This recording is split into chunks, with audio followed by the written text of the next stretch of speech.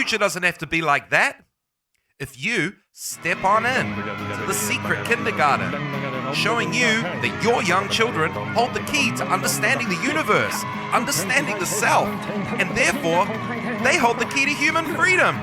Your child is the gatekeeper. Only you can open the gate, and the secret kindergarten is going to show you how.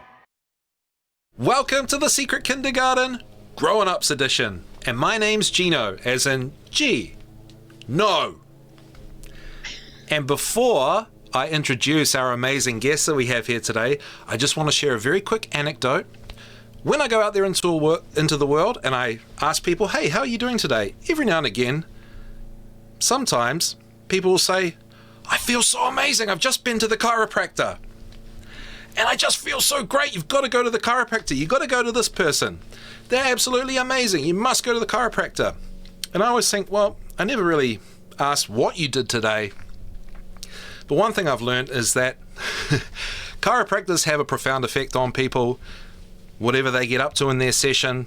And the patient comes out revived, aligned, happy, and just supercharged. And that's what I've noticed out there. And our guest today, she is a chiropractor who is out there freeing minds, one spine at a time. And I'd like to say thank you and a big warm welcome to Dr. Diana Zaccaria, also known as Doktor Z. Hi, Dr. Z. Thank you for joining me today. Thank you, Gino. Thank you for having me. This is very exciting. Oh, super cool. And yeah, let's get into it. Just please tell us a little bit about yourself and what you do. All right. I am a doctor of chiropractic. I have a license in the state of North Carolina, United States. I've been in practice nearly 25 years. I have been a proponent of natural health and healing for much longer than that. I started studying herbology when I was a teenager, so we're looking at 40, 50 years of a lot of self-study. And then I was in my late 20s and early 30s when I had been working as an assistant to a chiropractor, and he said, you have the aptitude, and encouraged me to go to chiropractic school. And so that was a good fit. It was aligned with how I took care of myself, and it was a way that I could best use my gifts to help other people and create a life for myself. So here I am today. Awesome. Having lots of fun, freeing minds. Yes, and freeing minds, one spine at a time.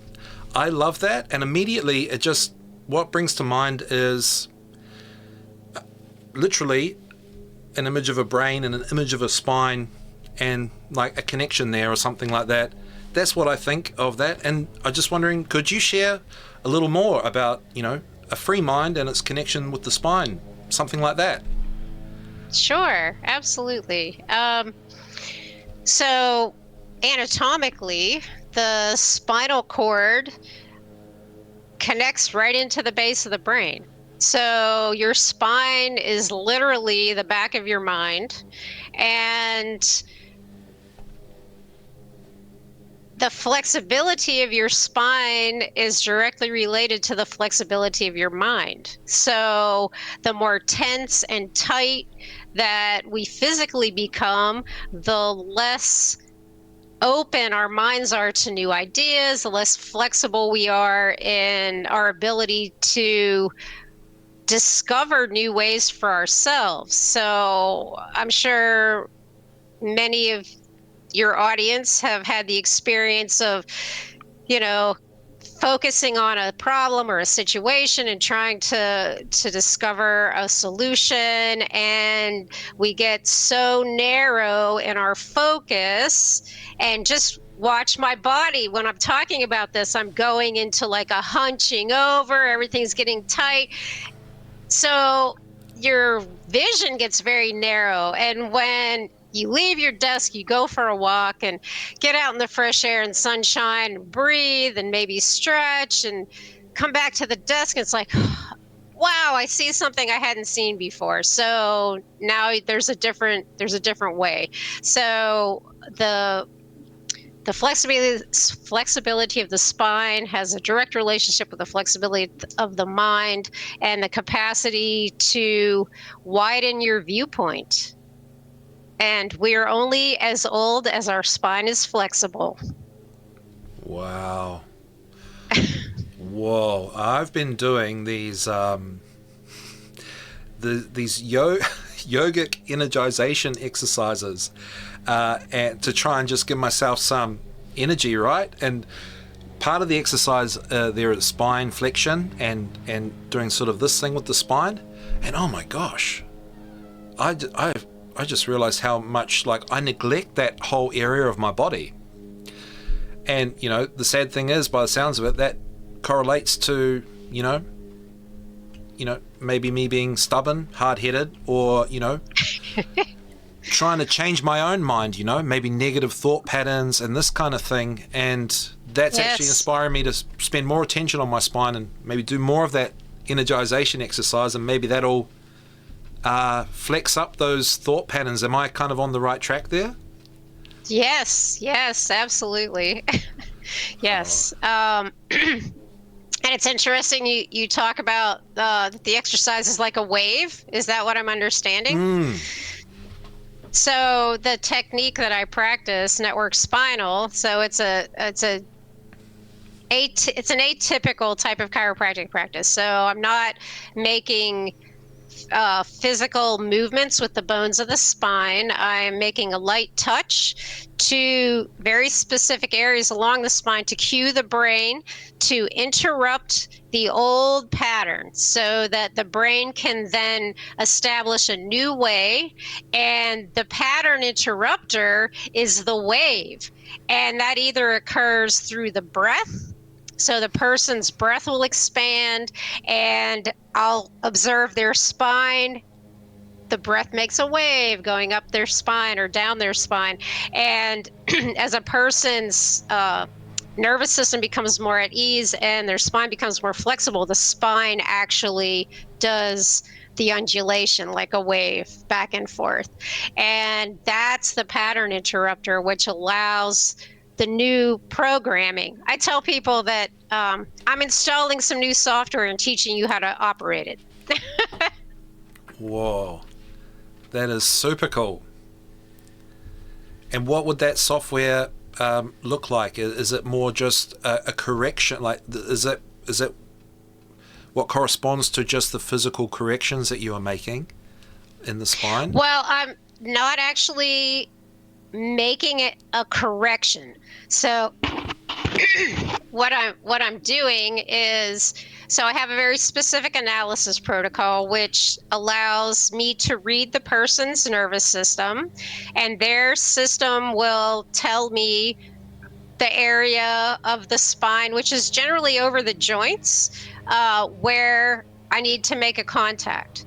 And I'm going to make a very gentle contact. It's made with just the flat of my fingers, or maybe the side if I want to get a more specific, like a more small and specific contact. And then the brain connects with that and identifies that there's ease in here. So I'm showing the brain where the ease is, because we all know where our dis-ease is, our discomforts, the tensions. So I'm showing the brain where the ease is, and then from the physiologic aspect, the parasympathetic nervous system is upregulated. The person takes a very deep breath and everything relaxes out, and the nervous system and the body and the spine become better at communicating. And in the end, the person develops a self-assessing, self-correcting nervous system where they need me very little. So, like I said, I'm installing Right. some new software so that, and then teaching the person how to operate it. Wow. I am booking a flight to North Carolina as soon as I can. That is amazing. Come on over. Yeah. I get it. And in our brief exchange before setting up the interview, you mentioned some stuff you wanted to share about neuro-emotional-physical development, and Yes. I guess in regards to young children or early childhood. Yes. I'm excited to hear about this because it resonates with. It made me think of this the sort of trivium system. The grammar, logic, rhetoric. It made me think Yes. of that with neuro-emotional-physical. Oh, yes. And the trivium sort of topic is popular in the truth community and conscious parenting sort of community, that sort of thing. Those who want to see their kids educated in the best way possible. But just going back to neuro-emotional-physical development. Yes. Would you like to share some stuff about that? Certainly.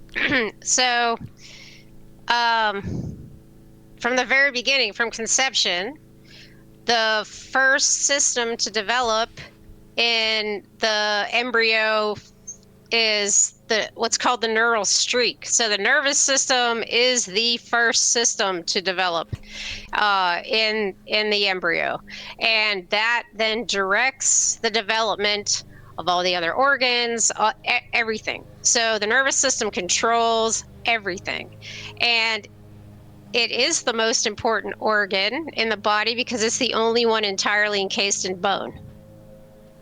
So it's highly protected.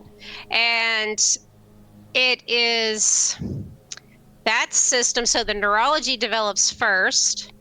And as a mother is carrying the child, the mother's emotional state affects also the development of the fetus and the fetus's nervous system and how they will respond, because there are neurotransmitters that are released during different emotional states, and those affect the developing fetus. So that's the neuro part, and the emotional part. So our emotions affect our neurology, and our neurology affects our emotions too. So it's all intertwined, and then there's the physical aspect of it. So it's all the messages. Our nervous system is the action and the receiver. It's our interface between the physical world and the outer world and our inner world. So chiropractic's perspective is that a nervous system that is free from interference has the best opportunity to accurately perceive the environment and to accurately respond to those perceptions of the environment through whatever action. Was that too much? Yeah.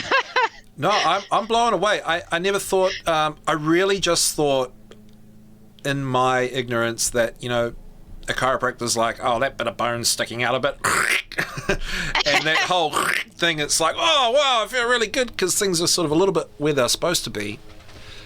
But you're speaking to a much deeper level of a realignment, and I get this. Yes. I get this sort of.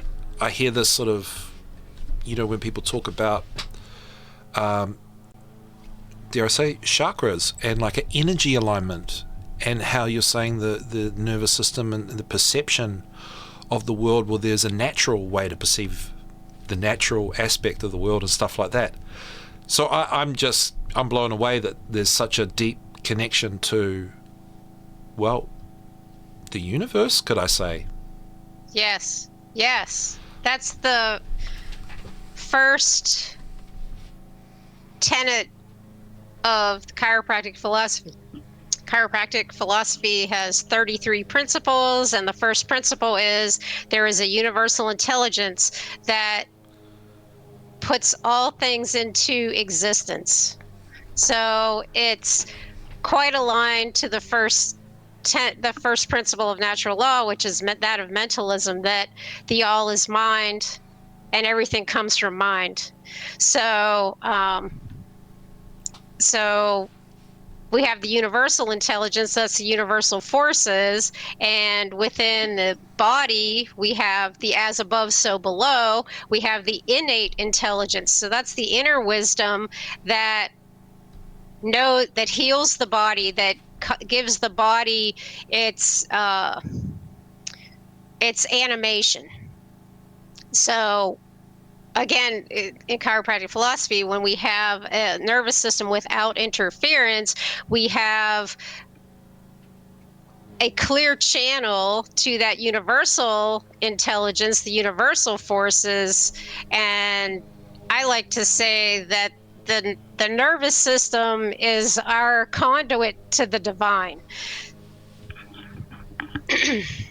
That is amazing. It's inspiring to hear as well that the physical aspect can bring the mind right. Yes. And vice versa. And vice versa. If you experiment with just your physiology, just take a posture of just hunched over. Hey, you look like me. And I'm getting self-conscious now. See if you can take a deep breath. See if you can take a deep breath in this position. I don't think so. But then if you take a position of exaltation with your chest lifted and maybe your arms out and your palms up, and you can take a great deep breath, and that's the difference your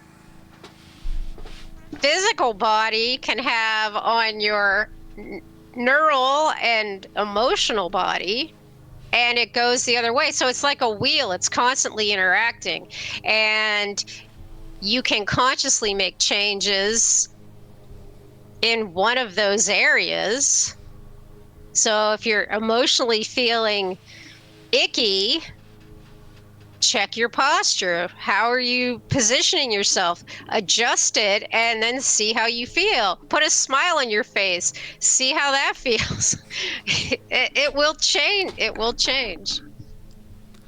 Oh, that's amazing. So just our physical presence, our posture would have an effect on the young children in our lives too, because that's an example how we how we move, how we be, and it's expressed in our physicality. Absolutely.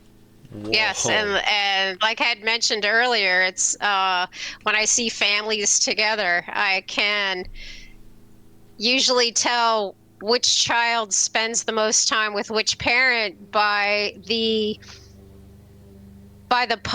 their similarity. The child will learn the posture and to mimic the posture of the parent or the person that they spend the most time with.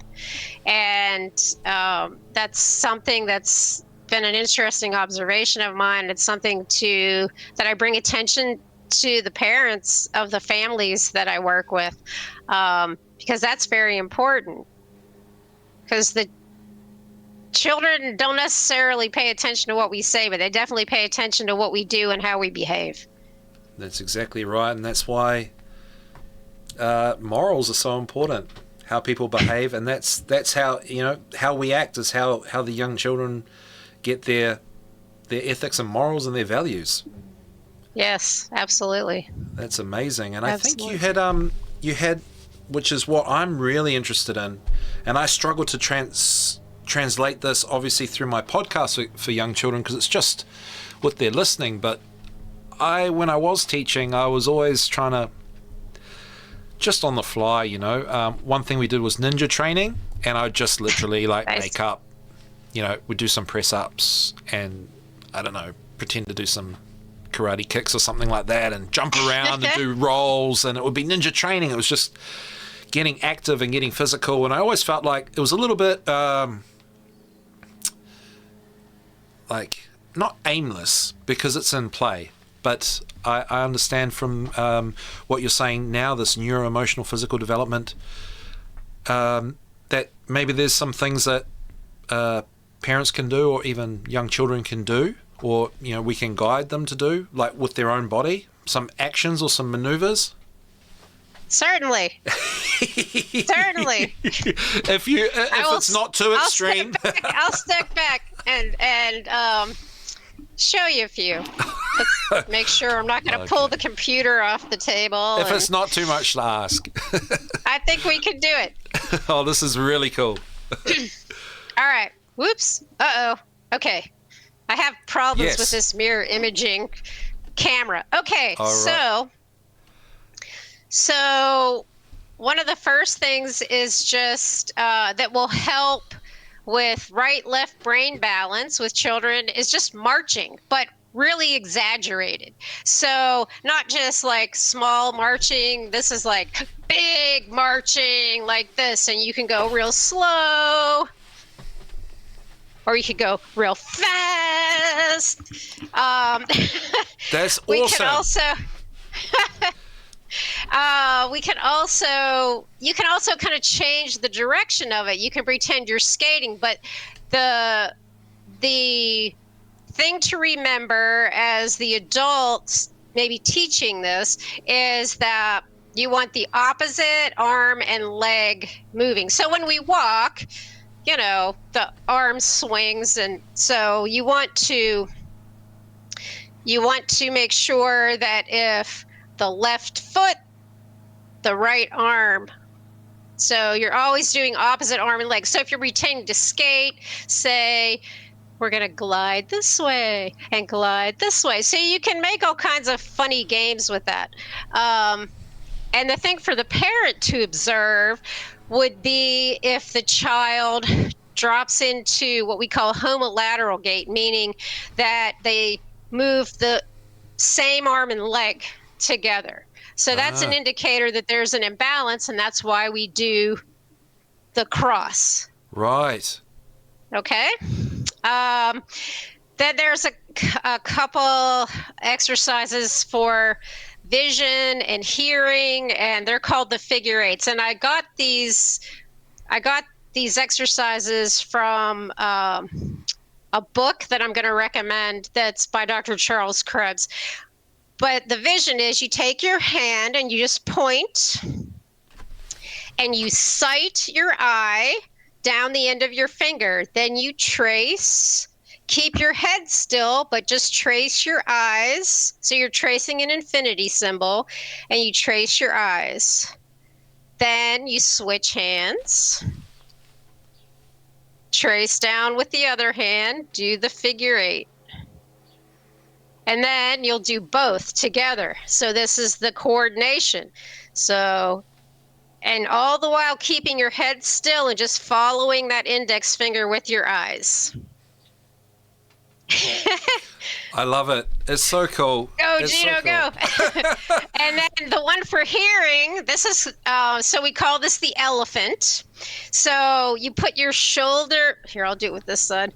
Put your shoulder to your ear, and then you're doing the same figure eight, but you're really moving the body while you're doing that. And always do both sides. So yes. You always do both sides. Oh, so cool. And you keep the shoulder really up against the ear. So that's while you do that one. So that's specifically to help integrate hearing. There's another version of that where you'd put a piece of paper on the wall and give the child a pencil, and you have them draw the figure eight. We call it the racetrack. So you do the figure eight and you make them do it very slowly at first, so both sides are the same. And then once you've got it balanced, then they can go faster like a racetrack. The other exercises are for what we call switching. And so this would be more for if the child confuses the lowercase d and b, So that's side to side switching. There's up down switching. So for like the confusion of the B and the P, and then there's a front back switching. So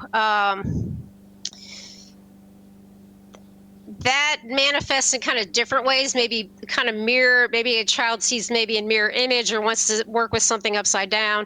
These are the corrections for this. So you put your palm on your belly button, and the first points are just under the collarbone. And in acupuncture, this would be central vessel 8, and then this is kidney 27.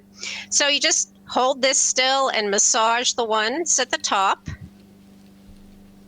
And you do that for 10 or 15 seconds, and then you're going to switch hands. Always do both sides, right and left. And then I keep the hand here. Then we're going to move to the up-down, which is one finger on the bottom lip and one finger in the middle of the top lip, and you just wiggle that. And then you switch hands. These are acupressure points as well, right? Yes, they're acupuncture points as well. This is the end of the governing vessel and the end of the central vessel. I don't remember the numbers. Details evade me sometimes. Then the last one for the it's amazing. Then the last one for the front back is hand on the belly button, and then where am I? And then you put your fingers right on the tip of your tailbone, and you massage that. And you always remember to do both sides. And these seem very healing for adults. I use this before every study session when I was in chiropractic school, and also before I took a test, because if you have a physical behavior that you do while you're studying, and then you repeat that behavior when it's time to take the exam, it's easier to remember.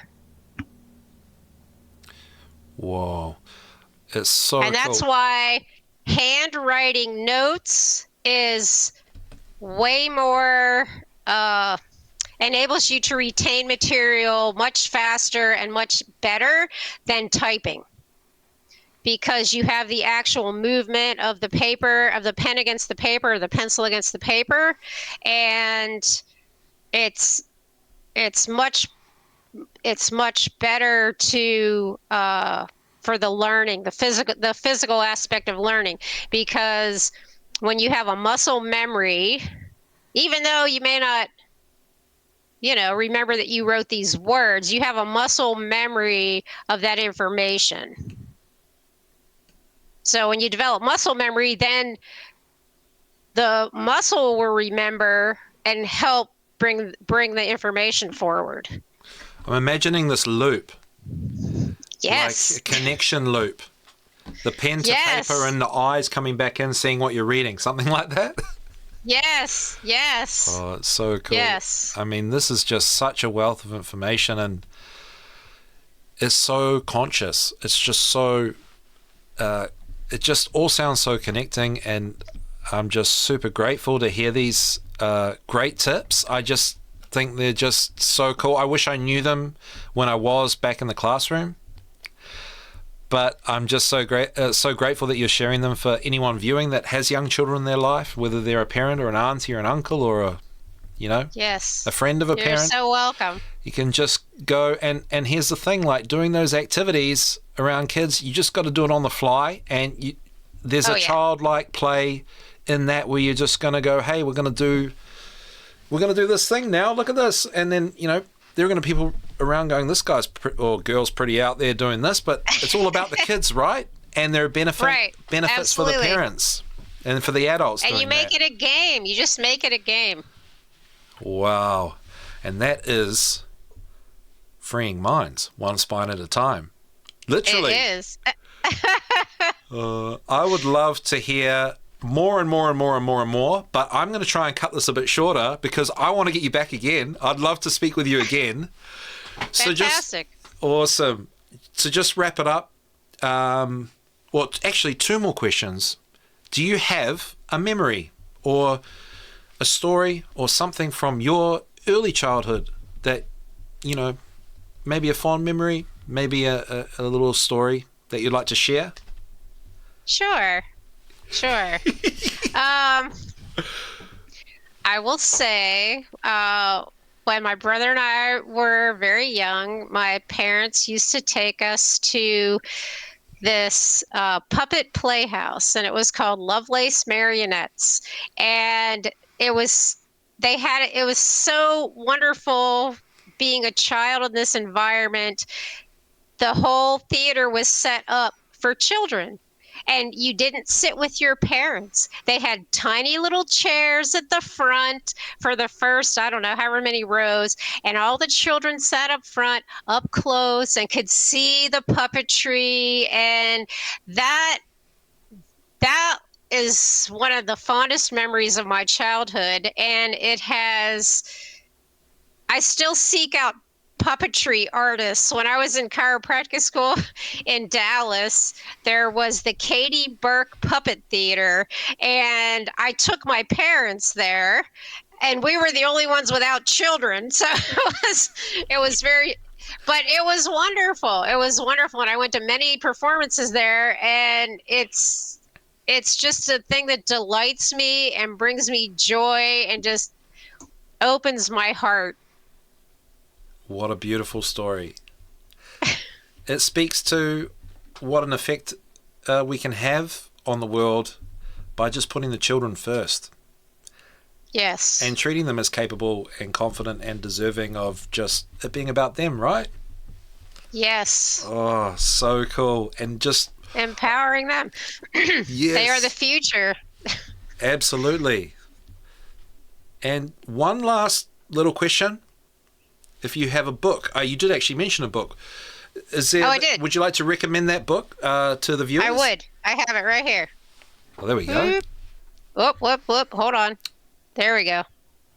Charles Krebs, A Revolutionary Way of Thinking.